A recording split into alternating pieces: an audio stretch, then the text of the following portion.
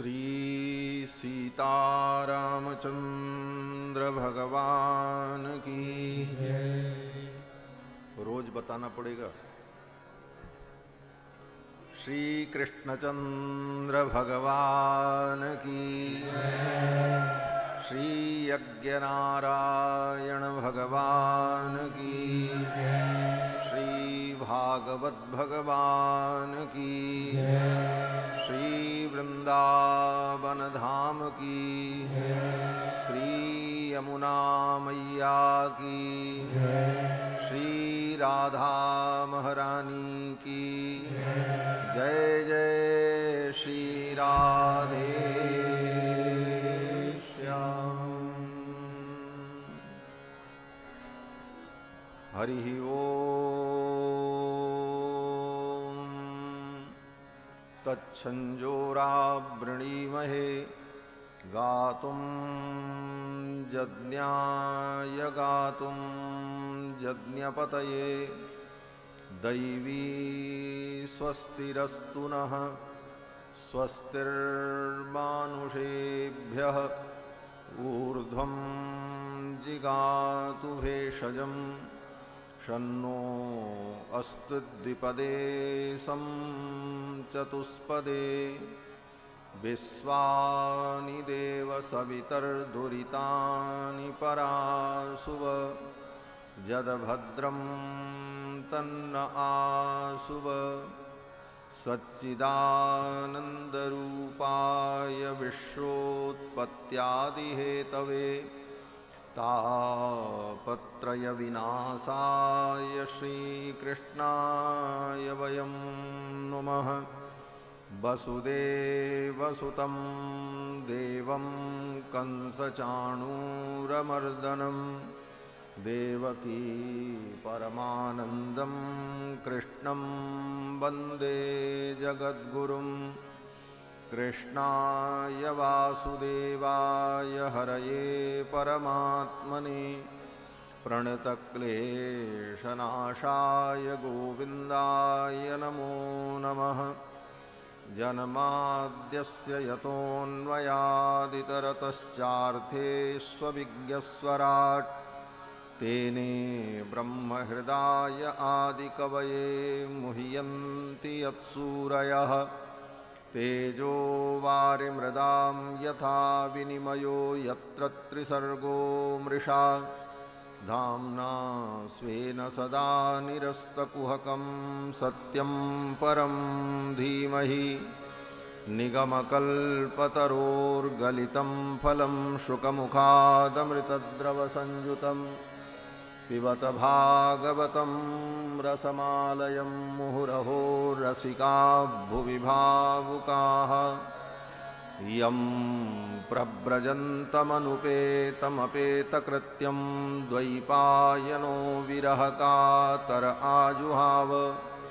पुत्रेति तन्मयतया तरवोऽभिनेदुस्तं सर्वभूतहृदयं मुनिमानतोऽस्मि। व्यासं वसिष्ठनप्तारं शक्तेः पौत्रमकल्मषं पराशरात्मजं वन्दे शुकतातं तपोनिधिं। व्यासाय विष्णुरूपाय व्यासरूपाय विष्णवे नमो वै ब्रह्मनिधये वासिष्ठाय नमो नमः। अचतुर्वदनो ब्रह्मा द्विबाहुरपरो हरिः अभाललोचनः शम्भुर्भगवान् बादरायणः। यस्य स्मरणमात्रेण जन्मसंसारबन्धनात् विमुच्यते नमस्तस्मै विष्णवे प्रभविष्णवे। चतुर्भिश्च द्वाभ्यां पञ्चभिरेव च भूयते च पुनर्द्वाभ्यां तस्मै यज्ञात्मने नमः। ऋक्यजुस्सामरूपाय वेदाहरणकर्मणे प्रणवोद्गीतवपुषे महास्वशिरसे नमः। लक्ष्मीनाथसमारम्भां नाथयामुनमध्यमाम् अस्मदाचार्यपर्यन्तां वन्दे गुरुपरम्पराम्। शाण्डिल्याह्वयवंशवारिदविधुं श्रीकोसलेशार्चकं विश्वक्सेन यतीन्द्रदेशिकपदद्वन्द्वारविन्दाश्रितं स्वाचार्येषु यतौ जगद्गुरुवरे श्रीरामनारायणे नित्यं सक्तमतिं जगद्गुरुवरं श्रीवासुदेवं भजे। अस्मद्गुरुभ्यो नमः। अस्मत्परमगुरुभ्यो नमः। अस्मत्सर्वगुरुभ्यो नमः। श्रीमते रामानुजाय नमः। श्रीपराङ्कुशपरकालयतिवरवरवरप्रतिवादिभिकरगुरुभ्यो नमः। श्रीजानकीकान्तस्मरणं श्रीराधाकान्तस्मरणं सन्तपूर्वाचार्याः सहायाः सन्तपूर्वाचार्याः सहायाः। बोलिए श्री सीतारामचंद्र भगवान की, श्री राधा कृष्ण भगवान की, श्री यज्ञनारायण भगवान की, श्री वृंदावन धाम की, श्री राधा रानी की, श्री यमुना पटरानी की, सब संतन की, सब भक्तन की, सत्य सनातन धर्म की जय जय श्री राधे श्याम।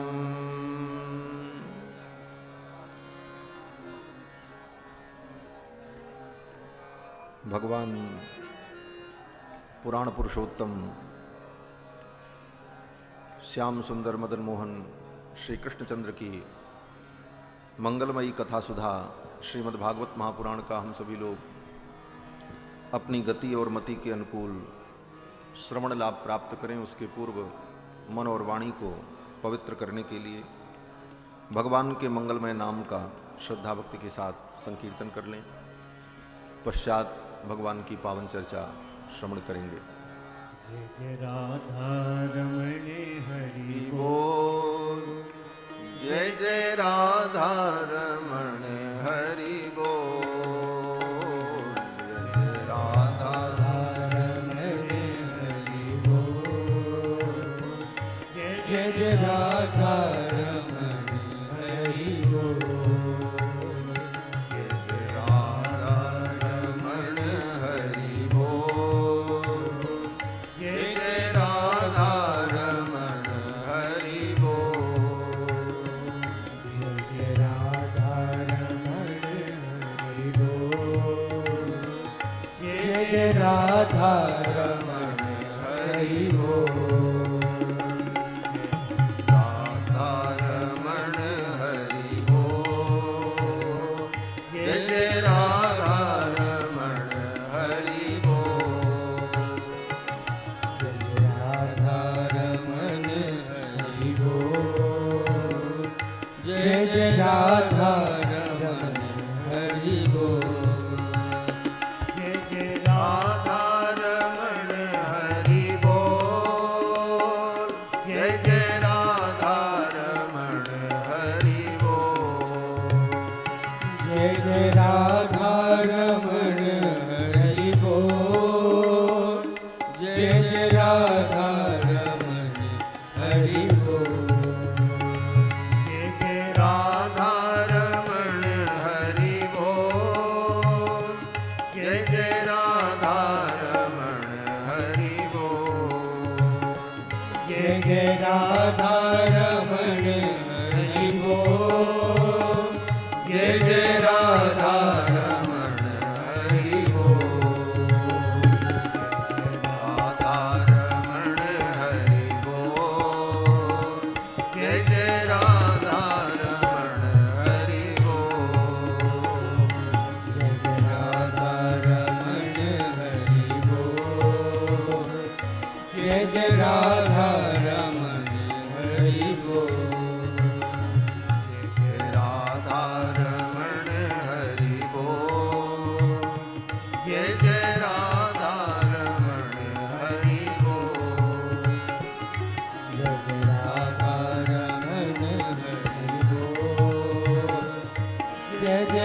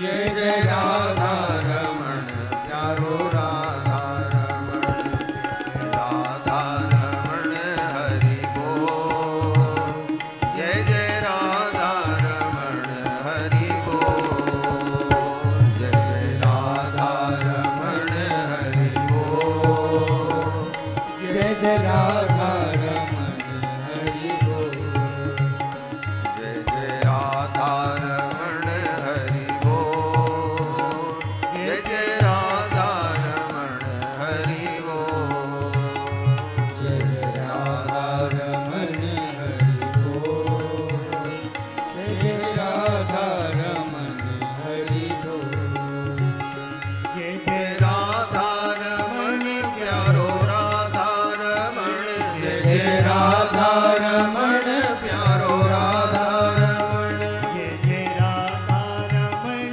प्यारो राधा रमण जय जय राधा रमण प्यारो राधा रमण जय जय राधा रमण प्यारो राधा रमण जय जय राधा रमण प्यारो राधा रमण जय जय राधा रमण प्यारो राधा रमण जय जय राधा रमण प्यारो राधा रमण प्यारो राधा रमण प्यारो राधा रमण प्यारो राधा रमण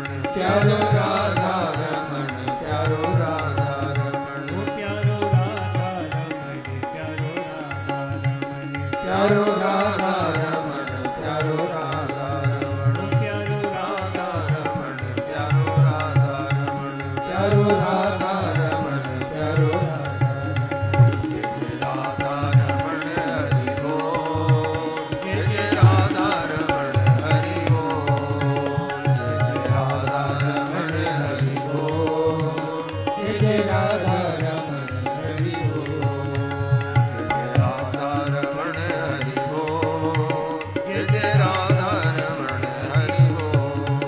जय राधा रमण हरि बोल जय जय राधा रमण हरि बोल जय जय राधा रमण प्यारो राधा रमण जय जय राधा रमण प्यारो राधा रमण जय राधा रमण प्यारो राधा रमण जय जय राधा रमण प्यारो राधा रमण प्यारो राधा रमण प्यारो राधा रमण प्यारो राधा रमण प्यारो राधा रमण प्यारो राधा रमण प्यारो राधा रमण प्यारो राधा रमण प्यारो प्यारो राधा रमण राधा रमण प्यारो राधा रमण प्यारो राधा रमण प्यारो प्यारो राधा रमण राधा रमण प्यारो राधा रमण राधा रमण हरि बोल जय जय राधा रमण हरि बोल राधा रमण हरि बोल जय जय राधा रमण हरि बोल राधा रमण हरि बोल जय जय राधा रमण हरि बोल जय जय राधा रमण हरि बोल जय जय राधा रमण हरि बोल जय जय राधा रमण हरि बोल जय जय राधा रमण हरि बोल जय जय राधा रमण हरि बोल जय जय राधा रमण हरि बोल जय जय राधा रमण हरि बोल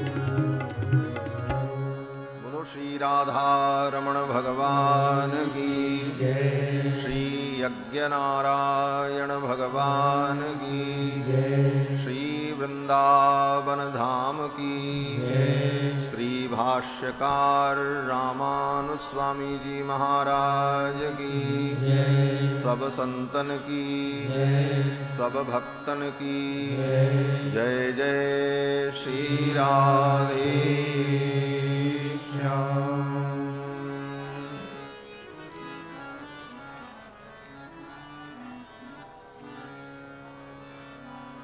परमाध्यक्ष अनंत कोटि ब्रह्मांड नायक सर्वेश्वरेश्वर यशोदानंद वर्धन भगवान श्री कृष्णचंद्र, जिनकी वांगमयी मूर्ति श्रीमद्भागवत महापुराण के माध्यम से भगवान की मंगलमयी कथाओं का हम सभी लोग श्रवण लाभ प्राप्त कर रहे हैं। भगवान यज्ञ नारायण जिनकी सन्निधि में विराजमान होकर हम सभी लोग ज्ञान यज्ञ में सहभाग कर रहे हैं। वेदों ने कहा कि यज्ञो हवै श्रेष्ठतम कर्म, श्रेष्ठ, श्रेष्ठतर, श्रेष्ठतम। वेद भगवान कहते हैं श्रेष्ठतम कर्म अगर कुछ है तो वो यज्ञ है। यज्ञो हवै श्रेष्ठतम कर्म, इससे बड़ा श्रेष्ठ कर्म और कुछ नहीं हो सकता। और भगवान यज्ञ नारायण का जो स्वरूप है, यज्ञ दो प्रकार का होता है। एक श्रौत यज्ञ और एक स्मार्त यज्ञ। श्रौत यज्ञ उन यज्ञों को कहा जाता है जिनका वर्णन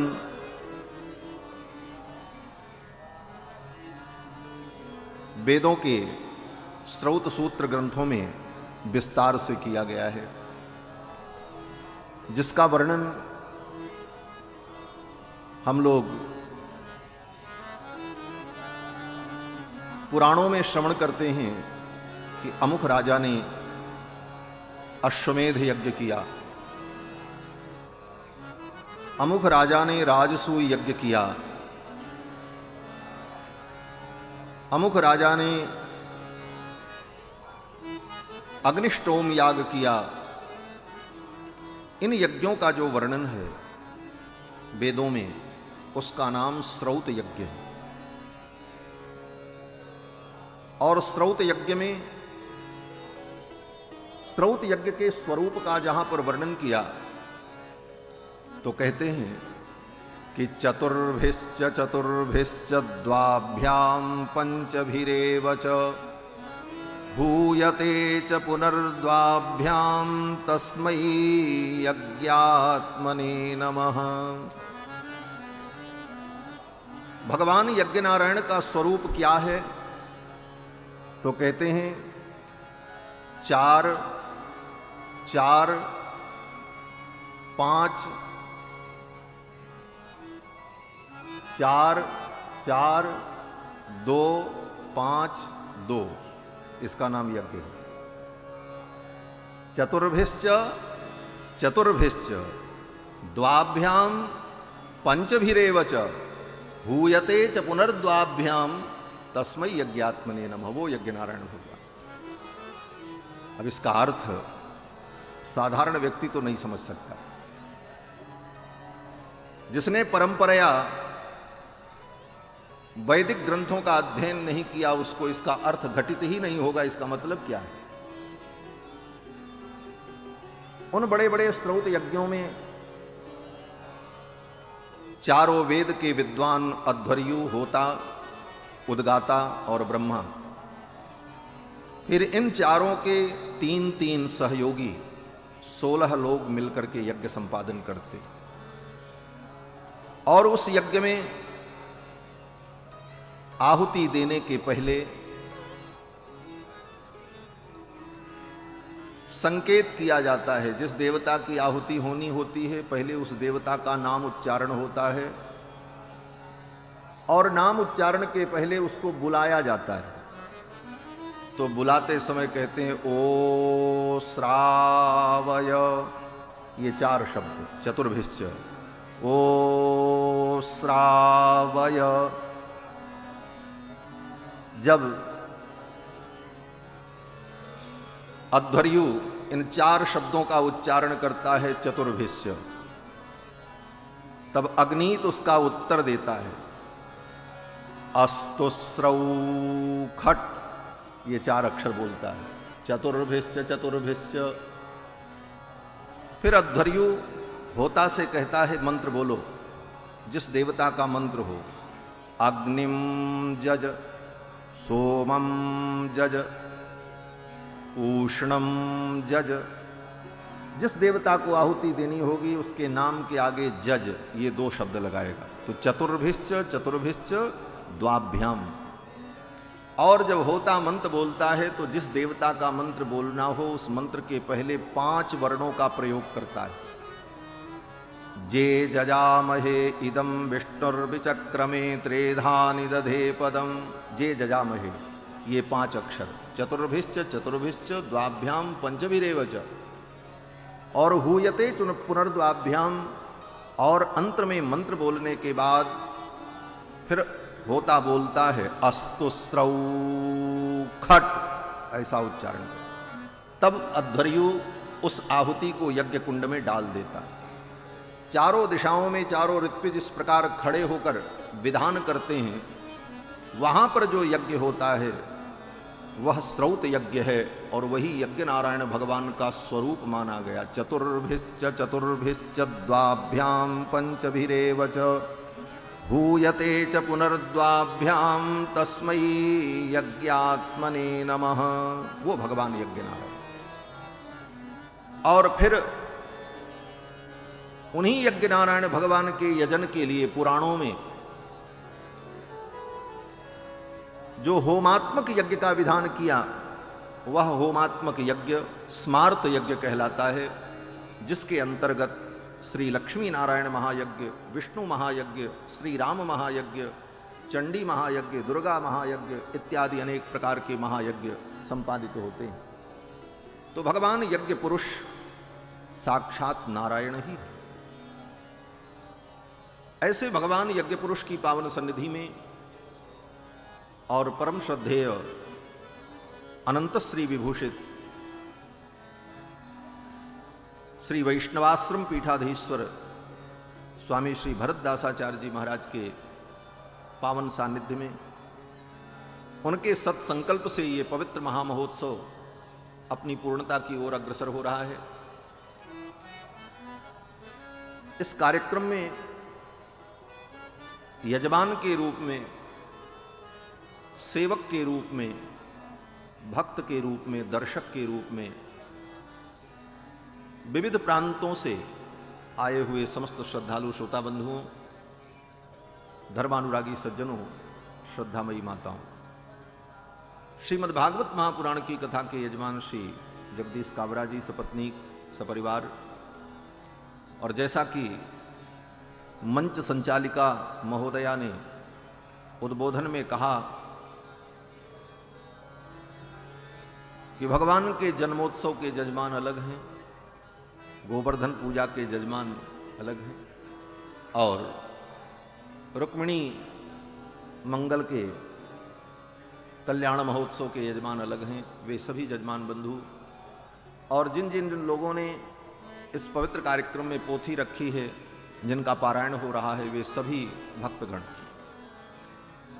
भगवान श्री हरि की मंगलमयी कृपा के फलस्वरूप पवित्र कार्तिक मास में श्री वृंदावन धाम में जमुना के पावन पुलिन में श्रीमद् भागवत महापुराण की पावन चर्चा हम सभी लोग श्रवण कर रहे हैं। जन्म जन्मांतर के जब पुण्य प्रकट होते हैं तब ऐसा सुंदर सुअवसर प्राप्त होता है।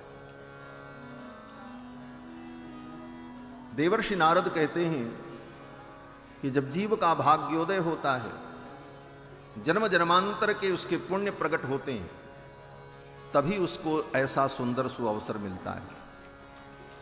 ये साधारण पुण्य का फल नहीं है।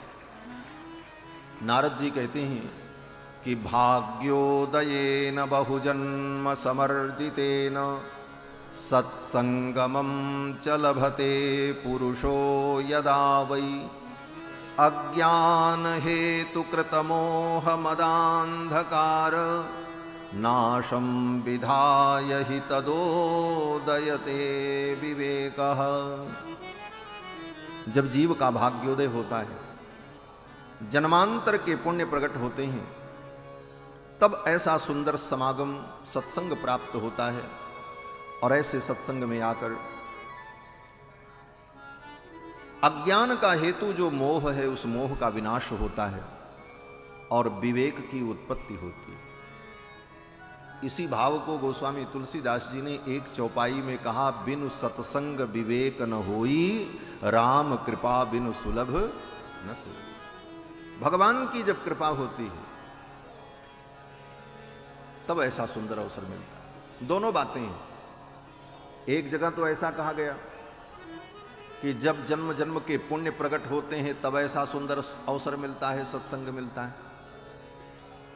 और दूसरी जगह यह भी कहा कि राम कृपा बिनु सुलभ न सोई, भगवान की कृपा के बिना ये सुलभ नहीं। तो दोनों में हम क्या माने? तो संत जनों ने कहा, देखो, अगर आप स्वयं चलकर अपने पुरुषार्थ से, अपने परिश्रम से, अपने प्रयास से आप स्वयं चल करके संतों की शरण में जाओ और आपको ये सुंदर अवसर मिले, तो ये आपके पुण्य का फल है।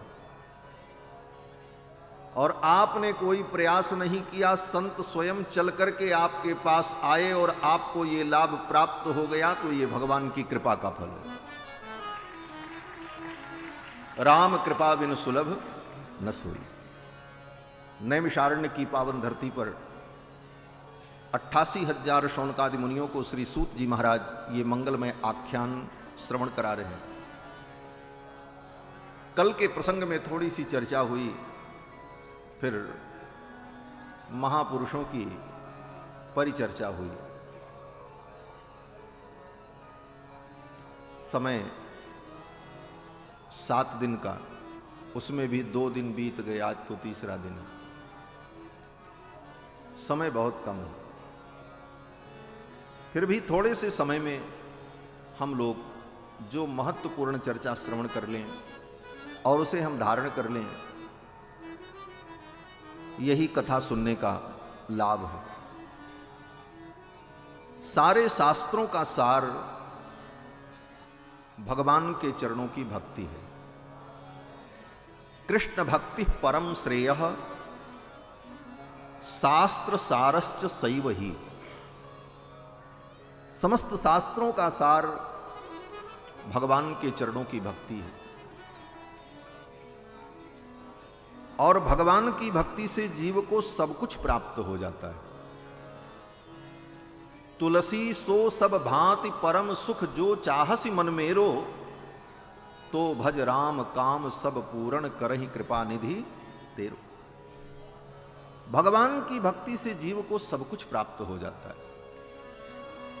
ऐसे एक एक चीज को प्राप्त करने के लिए एक एक जगह भटकते रहो। धन पाना है, बोले माया देवी की उपासना करो। पुत्र चाहिए, बोले प्रजापति की उपासना करो। यश कीर्ति चाहिए तो विश्वावसु की उपासना करो। सुंदरता चाहिए, बोले गंधर्वों की उपासना करो।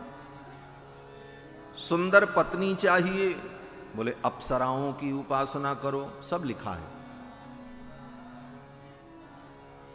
बोले एक एक चीज के लिए एक एक देवताओं की आराधना करते जीवन बीत जाए, न सारी इच्छाएं पूरी होंगी, न आप किसी निष्कर्ष पर पहुंच पाओगे। तो वेद व्यास जी कहते हैं, इधर उधर भटकने की जरूरत नहीं है। सुखदेव भगवान राजा परीक्षित को बताते हैं कि अकाम सर्व कामो वा मोक्ष काम उदारधीः, तीव्रेण भक्ति योगेन यजेत पुरुषं परम। अकाम सर्व कामो वा, अगर आप अकाम हो, कोई कामना नहीं है, तो बहुत अच्छी बात है। कल चर्चा आई थी, अहैतुक्य प्रतिहिता यह आत्मा संप्रसिद्धति। भक्ति तो ऐसी ही हो जिसमें कोई हेतु न हो, अकाम। लेकिन सब कोई अकाम हो जाए, कोई कामना न रहे, ये बड़ा कठिन है। कामनाओं का अंत ही तो मुक्ति है।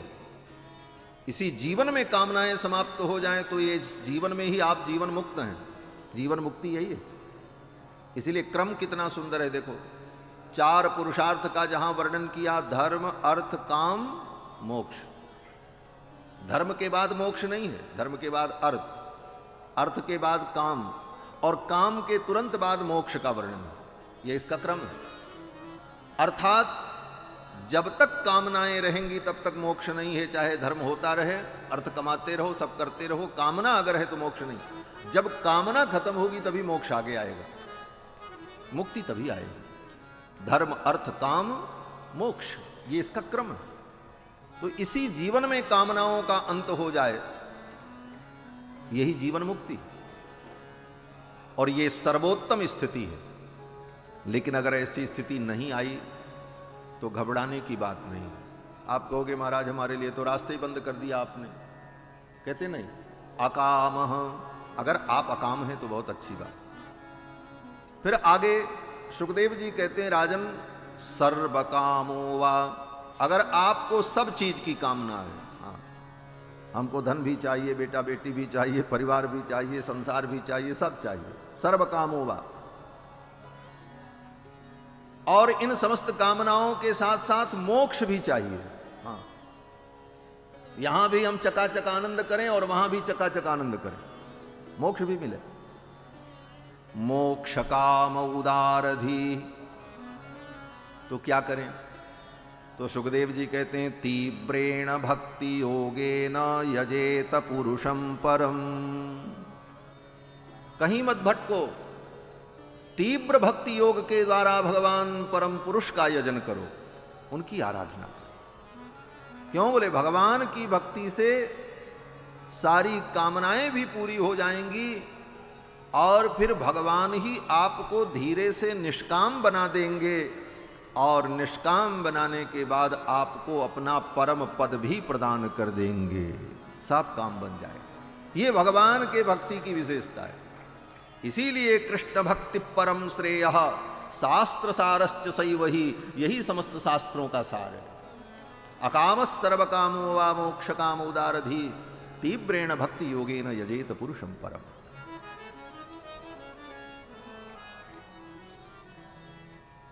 भगवान के चरणों की भक्ति और कैसे करें? तो सुखदेव जी ने कहा, तीव्रेण भक्ति योगेन। ये तीव्र भक्ति योग क्या है? तीव्र भक्ति योग का मतलब एकमात्र भगवान की भक्ति, भटकाव न हो। हम भटकाव में ही इधर उधर भ्रमित होते रहते हैं और भगवान के चरणों की दृढ़ भक्ति नहीं कर पाते। कभी इनको भजते हैं, कभी उनको भजते हैं, कभी उनको भजते हैं, जहां जाते हैं वहीं के हो जाते हैं। ये गड़बड़ बात है। कहते हैं सब में भगवान का दर्शन करो। सी राम में सब जग जानी, करहूं प्रणाम जोरी जुग पानी। परंतु अनन्य भाव से भगवान की भक्ति करो। सब में भगवान को देखो, लेकिन समर्पण भगवान में। बाकी सबको भगवान का अंग समझो, और भगवान अंगी है।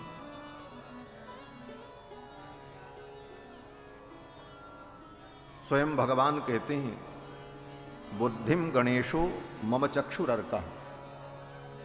गणेश जी महाराज भगवान की बुद्धि है। सूर्य भगवान भगवान के नेत्र हैं, चंद्रमा भगवान का मन है, अग्नि देवता भगवान के मुख हैं।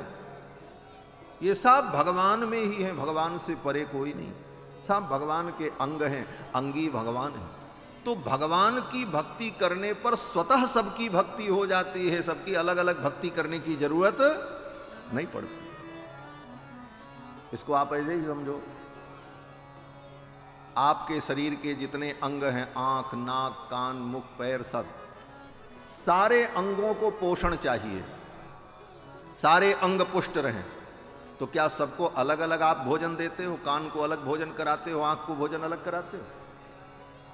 भोजन तो मूल में होता है, और उसी से सबको रस प्राप्त हो जाता है। सारी इंद्रियां, सारे अंग अपने आप सुदृढ़ बने रहते हैं। उसी प्रकार भगवान की भक्ति से सबकी भक्ति हो जाती है। अब इतनी ऊंची बात व्यक्ति को न समझ में आवे तो पहले तो प्राइमरी स्तर की बात बतानी ही पड़ती, शुरुआत कहाँ से करें। तो सूत जी कहते हैं अगर ज्यादा बातें समझ में नहीं आती तो एक काम करो, मुमुक्षवो घोर रूपान हित्वा भूतपतिनथ नारायण कला शांता भजन्ति ह्यनसूयवः। जो मोक्ष की कामना रखने वाले पुरुष हैं उनको चाहिए कि जो घोर देवता हैं, तमोगुणी देवता हैं, कौन? बोले भूतपतिनथ,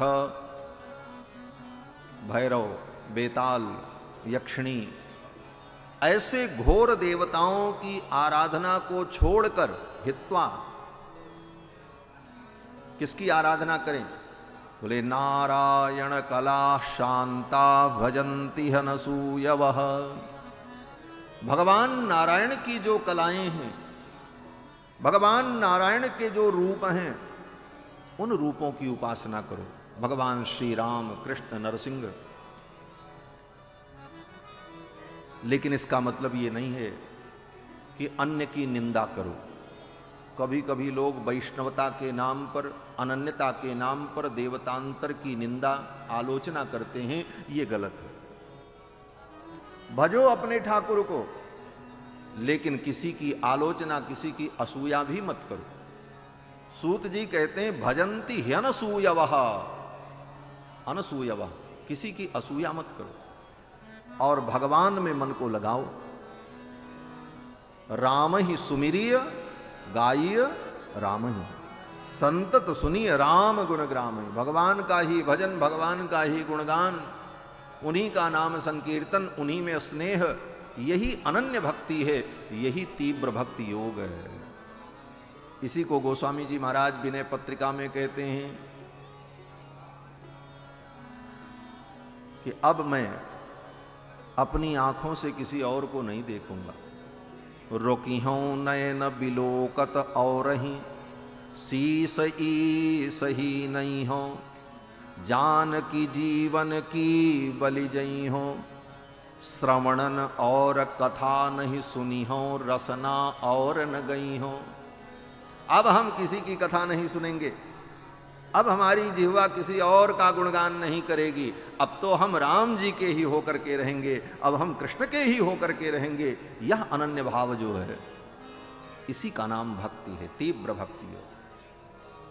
और भगवान ही समस्त शास्त्रों के सार हैं। आगे सूत जी कहते हैं कि वासुदेव परा वेदाः, वासुदेव परामखाः, वासुदेव परा वेदाः। चारों वेद भगवान वासुदेव की महिमा का ही वर्णन करते हैं। आप कहोगे महाराज वेदों में तो सब देवताओं के मंत्र हैं, फिर भगवान की ही महिमा कहां है? बोले केवल मैं सूत्र आपको बताऊंगा। वेद का कोई भी मंत्र हो, चाहे वो सूर्य का हो, चाहे इंद्र का हो, किसी भी देवता के मंत्र का जब उच्चारण किया जाता है तो सबसे पहले क्या कहा जाता है? आपने सुना होगा, ब्राह्मण लोग वेद पाठ करते हैं, आचार्य लोग, तो सबसे पहले क्या कहते हैं? बोले हरि ही ओम। यहीं से वेद शुरू होता है। इंद्र का मंत्र बोलना है तो पहले क्या कहेंगे? हरि ही ओम त्रातारविंद्रमवितारविंद्रग्गु हवे हवे सुहवग्गु सूरमिंद्रमा। मंत्र तो इंद्र का पढ़ रहे हैं, लेकिन पहले क्या कह रहे हैं? हरि ही ओम। सूर्य का भी मंत्र पढ़ना हुआ तो पहले क्या बोलेंगे? हरि ही ओम आकृष्णेन रजसा वर्तमानो निवेशयन्नमृतं मर्त्यञ्च हिरण्येन सवितारथेना देवो याति भुवनानि पश्यन्। हरि ही ओम। वेद के समस्त मंत्रों के प्रारंभ में भगवान हरि के नाम का ही उच्चारण किया जाता है। इसीलिए सूत जी महाराज संकेत करते हैं वासुदेव परा वेदाः। वेद भगवान वासुदेव की महिमा का ही वर्णन करते हैं। और वेदों में जब परमात्मा के स्वरूप का वर्णन किया तो पहले तो स्पष्ट नहीं किया कि वो परमात्मा परब्रह्म कौन है। पहले तो केवल लक्षण बताते रहे। कहां पर? बोले पुरुष सूक्त में। चारों वेदों में पुरुष सूक्त है। जिस पुरुष सूक्त से यहां आहुति दी जा रही है, आप लोग मंत्र सुनते हैं, पुरुष सूक्त में परमात्मा के विशेषताओं का पहले वर्णन किया। उसके अनंत सिर है, अनंत पैर है, अनंत आंखें हैं, सहस्र शीर्षा पुरुष सहस्राक्ष सहस्रपाद। उसी से सब कुछ उत्पन्न हुआ। तस्मादस्वा जायंत जे के चोभयादतः गावो हजत निरे तस्मात् तस्मात् जाता जावयः, ये सब कहा। चंद्रमा मनसो जातश्चक्षो सूर्यो वजायत सोत्राद वायुश्च प्राणश्च मुखादग्निरजायत, उसी परमात्मा से चंद्रमा सूर्य सब उत्पन्न हुए, सब कहा। लेकिन वो है कौन, अभी स्पष्ट नहीं किया। तब बोले तब आगे चलकर जब पुरुष सूक्त समाप्त हुआ, नारायणानुवाक प्रारंभ हुआ, तो नारायणानुवाक में आकर के वेद भगवान ने स्पष्ट कर दिया, जिनसे सूर्य चंद्रमा उत्पन्न हुए, जिनसे संपूर्ण सृष्टि उत्पन्न हुई, जो अनंत हैं, अनंत सिर, अनंत चरण, अनंत नेत्र जिनके हैं, ऐसे सर्वव्यापक परमात्मा कौन है? तो वेदों ने कहा कि श्री जी, लक्ष्मी जी जिनकी पत्नी है, वो भगवान परमात्मा सर्वेश्वरेश्वर हैं। यह स्पष्ट कर दिया। श्रीश्चते लक्ष्मीश्च पत्न्यावहो रात्रे पार्श्वे नक्षत्राणि रूपमस्विनौ। श्री जी जिनकी प्रिया हैं, राधा रानी जिनकी प्रिया हैं, किशोरी जी जिनकी प्रिया हैं, वही परब्रह्म परमात्मा सच्चिदानंद हैं। ये वेदों ने सिद्ध कर दिया। तो वासुदेव परा वेदाः वासुदेव परामखाः, सारे यज्ञ भगवान वासुदेव की ही महिमा का वर्णन करते। वासुदेव परा योगा, योग भी भगवान की महिमा का ही वर्णन करते। योग में भी यम नियम आसन प्राणायाम प्रत्याहार धारणा ध्यान समाधि के द्वारा, समाधि में योगी लोग भगवान का ही ध्यान करते हैं। किन भगवान का? बोले शांताकारं भुजगशयनं पद्मनाभं सुरेशं विश्वाधारं गगन सदृशं मेघवर्णं शुभांगम लक्ष्मीकांतं कमलनयनम योग हृदय गम्यम। योगियों के ध्यान में भी वही भगवान होते, इसलिए योग भी भगवान की ही महिमा का वर्णन करता है। वासुदेव परम तपः, तपस्या भी भगवान का ही स्वरूप है। वासुदेव परो धर्मो, धर्म भी भगवान ही है। वासुदेव परो धर्म, इस प्रकार से सर्वत्र भगवान की ही महिमा का वर्णन किया गया है। ये बात हमको ठीक ठीक समझनी चाहिए। भागवत इन्हीं विषयों को स्पष्ट करती है। आगे सूत जी महाराज ने शौनकादि मुनियों को भगवान के 22 अवतार का वर्णन करके संक्षेप में सुनाया। वे भगवान जो परब्रह्म परमात्मा वेद वेद्य हैं, वही भगवान अवतार लेकर विविध लीलाएं करते हैं। उनका प्रथम अवतार सनकादिकों के रूप में, दूसरा अवतार वराह के रूप में, तीसरा अवतार देवर्षि नारद के रूप में, चौथा अवतार भगवान का नर नारायण के रूप में, जिनको हम बद्री नारायण भगवान कहते हैं। भगवान का पांचवा अवतार कपिल मुनि के रूप में, और भगवान का छठवां अवतार दत्तात्रेय के रूप में, सातवां अवतार भगवान का यज्ञ नारायण के रूप में, जिनका आप दर्शन कर रहे हैं। ये भगवान का सातवां अवतार है, यज्ञ नारायण अवतार। और भगवान का आठवां अवतार ऋषभदेव के रूप में, और भगवान का 9वां अवतार पृथु के रूप में, 10वां अवतार भगवान का मत्स्यावतार, और 11वां अवतार भगवान का कच्छपावतार, और भगवान का 12वां अवतार धन्वंतरी अवतार। समुद्र मंथन में भगवान का प्राकट्य हुआ, और वहीं समुद्र मंथन के प्रसंग में ही लगे हाथ भगवान का 13वां अवतार भी हो गया, मोहिनी अवतार। दैत्यों को मोह में डालने के लिए भगवान मोहिनी के रूप में प्रकट हुए। और भगवान का 14वां अवतार भक्त प्रहलाद की रक्षा के लिए नृसिंह के रूप में हुआ। और भगवान का 15वां अवतार पंचदशम वामनकम, भगवान का 15वां अवतार वामना अवतार। राजा बलि के यज्ञ में 3 पग पृथ्वी की याचना के लिए भगवान जाते हैं और राजा बलि का सब कुछ भगवान ने ले लिया। राजा बलि ने भी आत्मसमर्पण कर दिया भगवान के चरणों। और भगवान का 16वां अवतार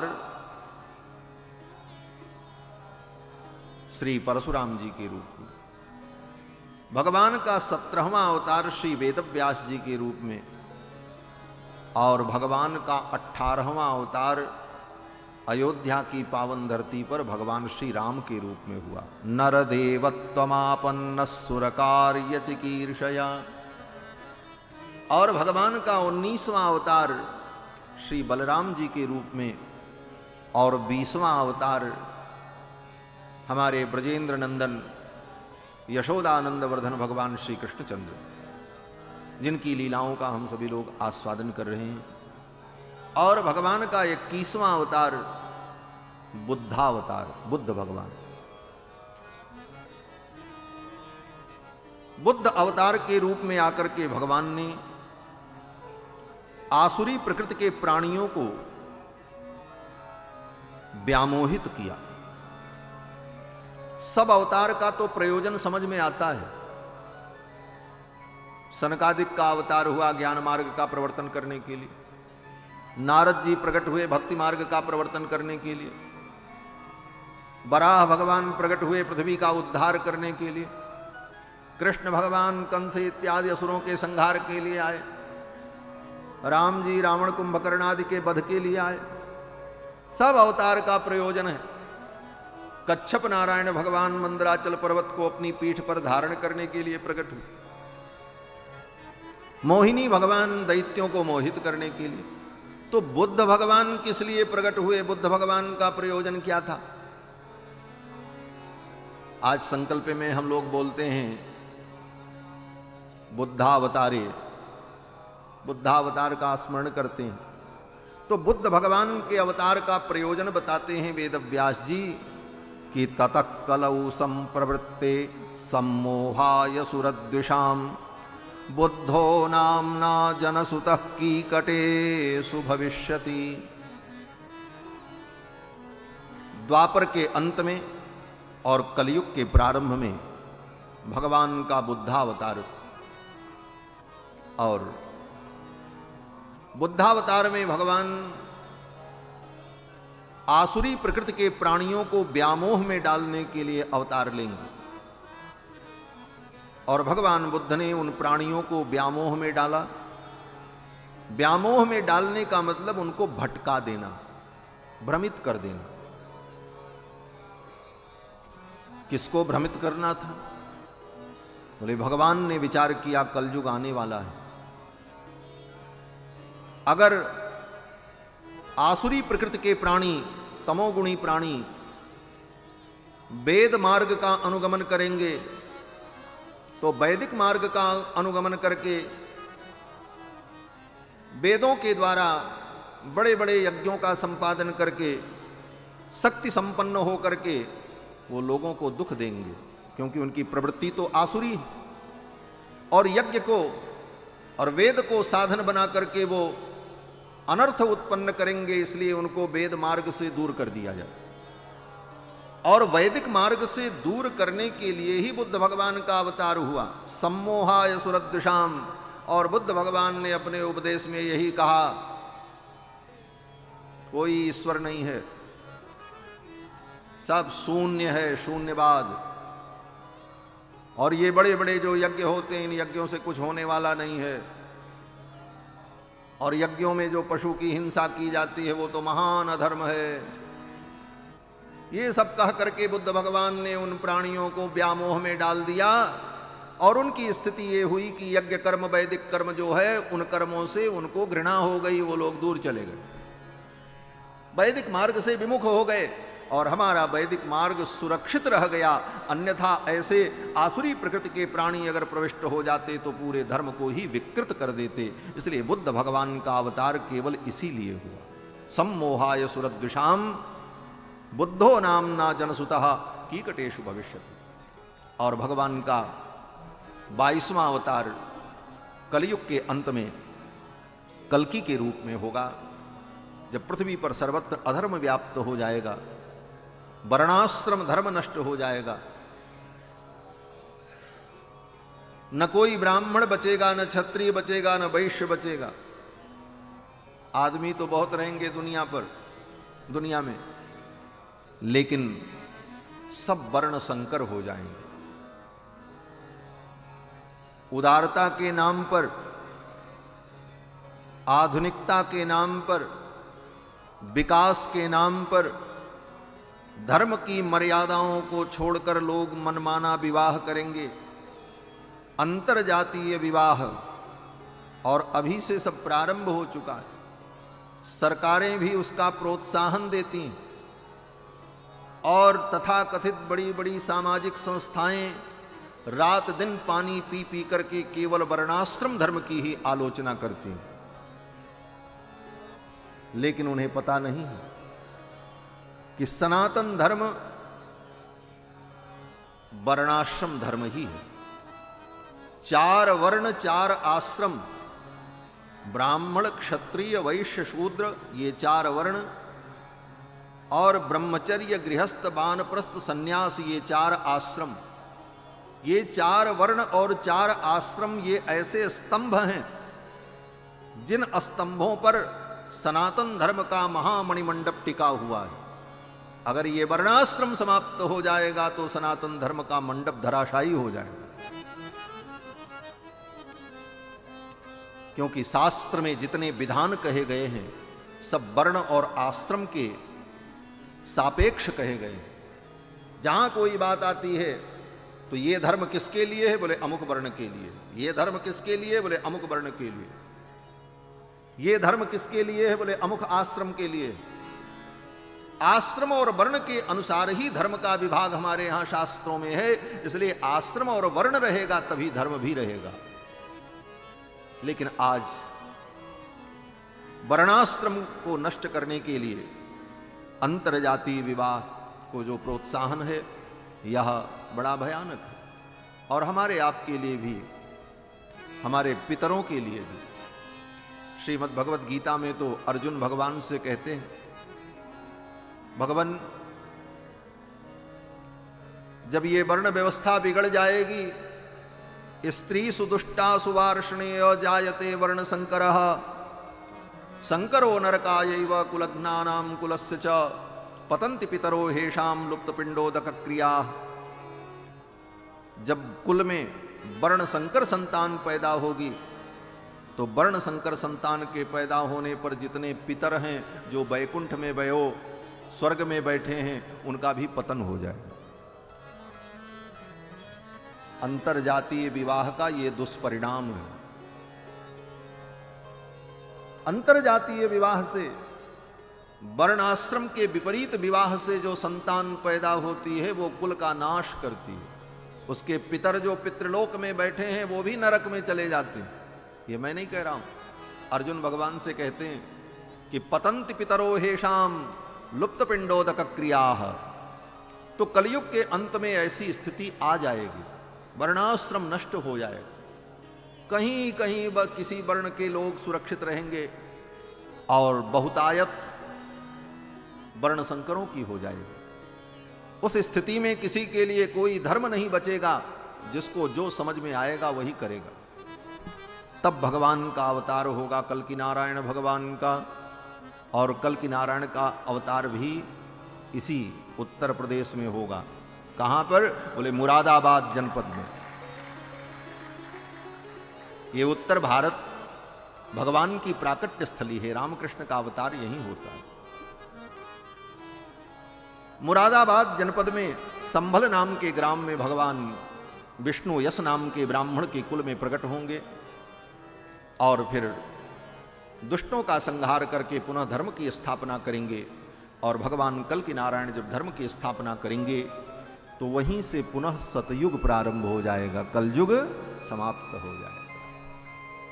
ये सब बातें संक्षेप में श्री सूत जी महाराज ने शौनकादि मुनियों को सुनाई। ये भागवत ग्रंथ का प्राकट्य कैसे हुआ, ये प्रसंग सुनाया। वेद व्यास जी ने 17 पुराण और महाभारत की रचना की, फिर भी वेद व्यास जी के मन में संतोष नहीं हुआ। अपने आश्रम में सरस्वती नदी के तट पर खेद खिन्न बैठे हुए थे। देवर्षि नारद आए। नारद जी ने पूछा, व्यास जी आप इतने खेद खिन्न क्यों? व्यास जी ने कहा, मुझे भी समझ में नहीं आता, मैं क्या करूं। लोक के कल्याण के लिए, लोक के मंगल के लिए मैंने 17 पुराण और महाभारत जैसे ग्रंथ की रचना की, फिर भी मेरे मन को शांति नहीं मिल रही है। लग रहा है मुझे कुछ और करना चाहिए, लेकिन मैं क्या करूं, मुझे समझ में नहीं आ रहा।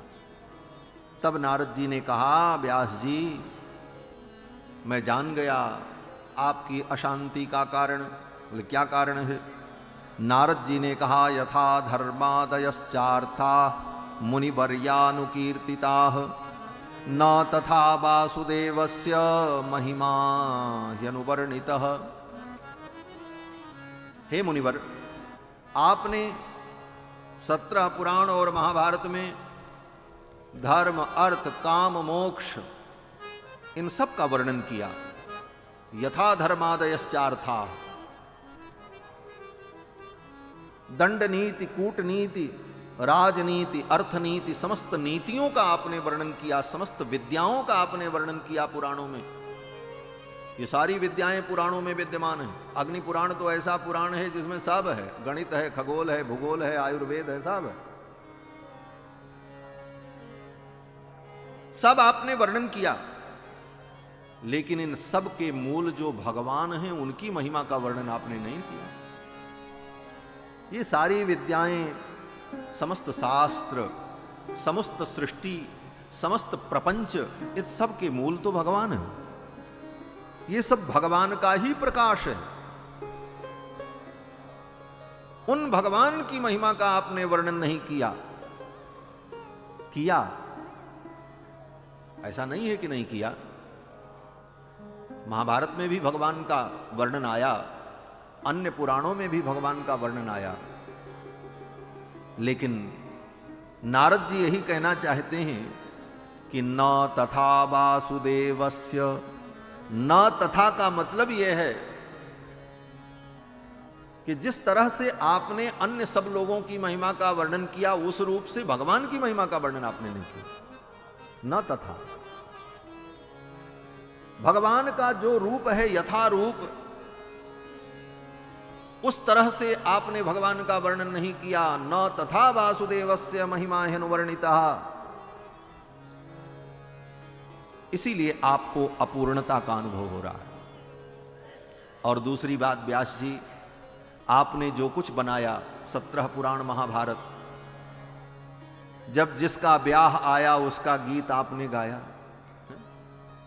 शिव पुराण पढ़ो तो शिव जी की ही महिमा, देवी भागवत पढ़ो देवी जी की महिमा, गणेश पुराण पढ़ो तो गणेश जी ही सब कुछ। ठीक भी है, जिसका ब्याह होगा गीत तो उसी का गाया जाएगा। लेकिन ये सब होते हुए भी भगवान की महिमा तो सर्वोपरि है, और आपने भगवान की महिमा का वर्णन नहीं किया। बोले देखो, भगवान शब्द भी बड़ा गंभीर शब्द है। ये भगवान शब्द केवल भगवान के लिए प्रयुक्त होता है। सूत जी कहते हैं, ब्रह्मेति परमात्मेति भगवान इति शब्दते। उन्हीं को ब्रह्म कहा जाता है, उन्हीं को अद्वय कहा जाता है। वदन्ति तत्तत्वविदस् यद ज्ञानमद्वयम् ब्रह्मेति परमात्मेति भगवान इति शब्दते। उन्हीं परम तत्व को वेदांती लोग अद्वय ज्ञान कहते हैं। अद्वय ज्ञान माने अद्वैत ज्ञान। अद्वैत ज्ञान में केवल भगवान के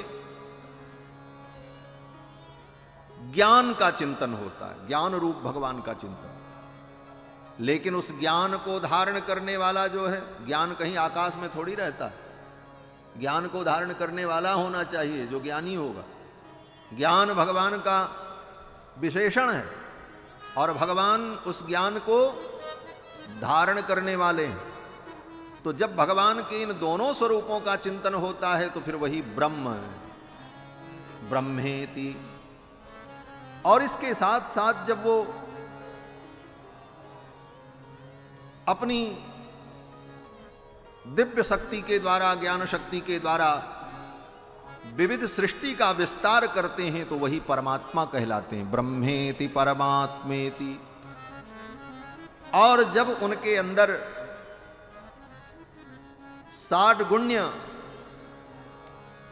प्रकाशित होने लगता है और वो भक्तवत्सल, करुणा वरुणालय, भक्त वांछा कल्पतरु बनकर अनंत अनंत जीवों का कल्याण करने के लिए उद्यत होते हैं, तब वो भगवान कहलाते हैं, तब उनको भगवान कह दिया जाता है। ब्रह्मेति परमात्मेति भगवान इति शब्दते। भगवान किसे कहते? श्री विष्णु पुराण में पराशर महर्षि ने भगवान शब्द की बड़ी सुंदर व्याख्या की। भगवान का अर्थ पहले तो ऐसे समझो कि जैसे किसी के पास धन हो तो उसको कहते हैं धनवान, विद्या है तो विद्वान, ज्ञान है तो ज्ञानवान। उसी तरह ये शब्द है भगवान। जो भग संपन्न है, जिसके पास भग है, उसका नाम भगवान। अब भग क्या है? तो कहते हैं 6 चीजों को भग कहा जाता है। ज्ञान, शक्ति, बल, ऐश्वर्य, वीर्य और तेज। इन 6 की भग संज्ञा है। ज्ञान, शक्ति, बल, ऐश्वर्य, वीर्य, तेजाम सशेषतः भगवत शब्दवाच्यानि विना हेयर गुणादिभि। ज्ञान, शक्ति, बल, ऐश्वर्य, वीर्य, तेज, ये 6 गुण जिसके अंदर अशेष रूप से, संपूर्ण रूप से विद्यमान हो, उसको भगवान कहते हैं। वो भगवान है, सब भगवान नहीं। ये 6 गुण तो हमारे आपके अंदर भी हैं, लेकिन अशेष रूप से नहीं है। ज्ञान तो हमारे आपके अंदर भी है, लेकिन सब ज्ञान नहीं है।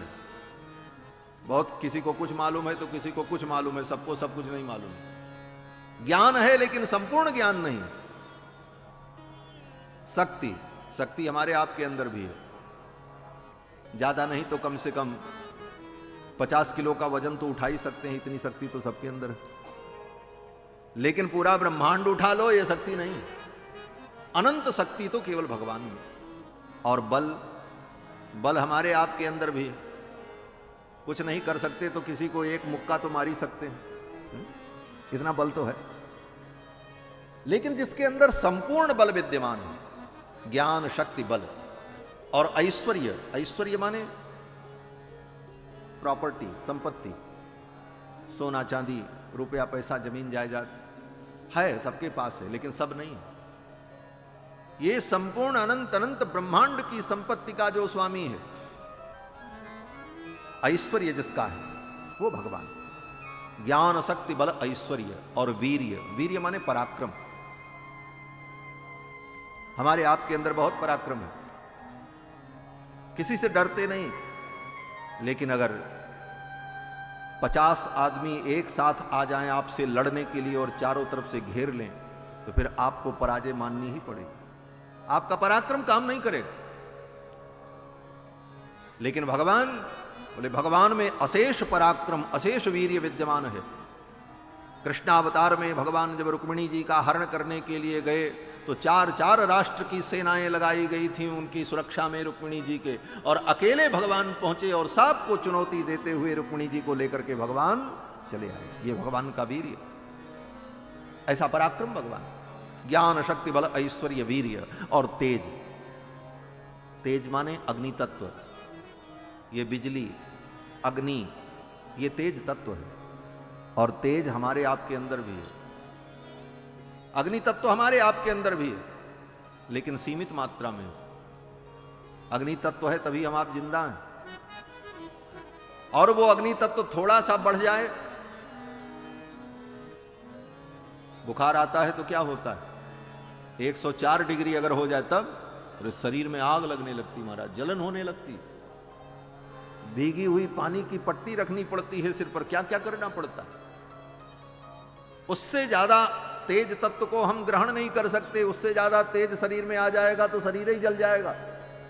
लेकिन संपूर्ण तेज जिसके अंदर विद्यमान है अशेष रूप से, वो भगवान। तो ज्ञान शक्ति बल ऐश्वर्य वीर्य तेज, ये 6 गुण जिनको भग कहा जाता है, ये जिसके अंदर पूर्ण रूप से विद्यमान है, अशेष रूप से विद्यमान है, उनको कहते हैं भगवान। अब दूसरा प्रश्न ये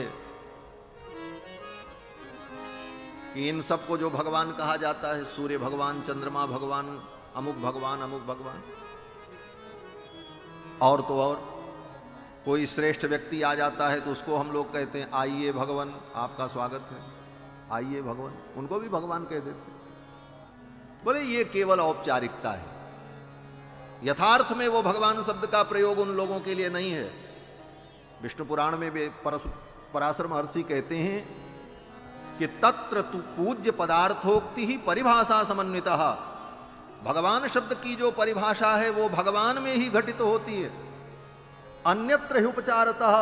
भगवान के अतिरिक्त अन्यत्र किसी को अगर भगवान कहा जाता है तो वह औपचारिक प्रयोग होता है, वास्तविक प्रयोग नहीं होता है।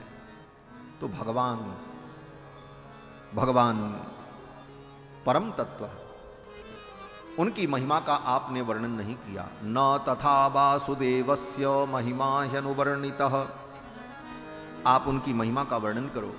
और देवर्षि नारद ने व्यास जी को संक्षेप में भागवत तत्व का उपदेश किया, और भागवत तत्व का उपदेश करके वेद व्यास जी महाराज को, नारद जी जब चले गए तो वेद व्यास जी ने भगवान का स्मरण किया और लिखना प्रारंभ किया, और 18,000 श्लोकों में भागवत महापुराण की रचना की। फिर व्यास जी ने विचार किया ये मैं किसको पढ़ाऊं, इतनी बड़ी संहिता को कौन पढ़े। तब व्यास जी को याद आया, अरे मेरा बेटा तो परमहंस है शुकदेव, और ये तो परमहंसों की संहिता है, मैं अपने बेटे को पढ़ाऊं। और शुकदेव जी को पूरी भागवत पढ़ा दी, और शुकदेव जी ने इसको पढ़ा। यहां पर शौनक जी ने सूत जी से प्रश्न किया है कि सवई निवृत्त निरतो सर्वत्रोपेक्षको मुनिः। सुखदेव जी तो निवृत्त मार्गी थे, उनको किसी से कोई अपेक्षा नहीं थी, लेकिन फिर सुखदेव जी ने कस्य वा बृहति मेताम आत्मा राम समभ्यसत। बोलो श्री सीतारामचंद्र भगवान की। परम श्रद्धेय अनंत श्री विभूषित स्वामी श्री भरतदासाचार्य जी महाराज मंच पर पधार रहे हैं। 2 बार भगवान नाम संकीर्तन कर लें। श्रीमन्नारायण नारायण नारायण, श्रीमन्नारायण नारायण नारायण, श्रीमन्नारायण नारायण नारायण, श्रीमन्नारायण नारायण नारायण, श्रीमन्नारायण नारायण नारायण, श्रीमन्नारायण नारायण नारायण, श्रीमन्नारायण नारायण नारायण, श्रीमन्नारायण नारायण नारायण, श्रीमन्नारायण नारायण नारायण, श्रीमन्नारायण नारायण नारायण,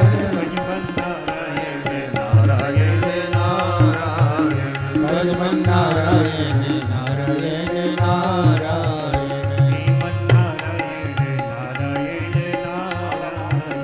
श्रीमन्नारायण नारायण नारायण, श्रीमन्नारायण नारायण नारायण, श्रीमन्नारायण नारायण नारायण, श्रीमन्नारायण नारायण नारायण, श्रीमन्नारायण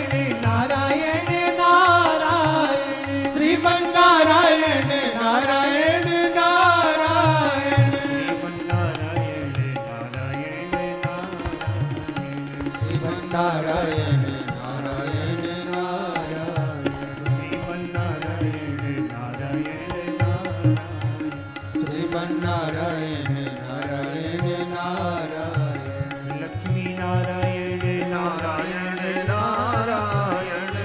लक्ष्मी नारायण नारायण नारायण लक्ष्मी नारायण नारायण नारायण लक्ष्मी नारायण नारायण नारायण भजमन नारायण नारायण नारायण भजमन नारायण नारायण नारायण भजमन नारायण भजमन नारायण नारायण नारायण नारायण नारायण श्रीमन नारायण नारायण नारायण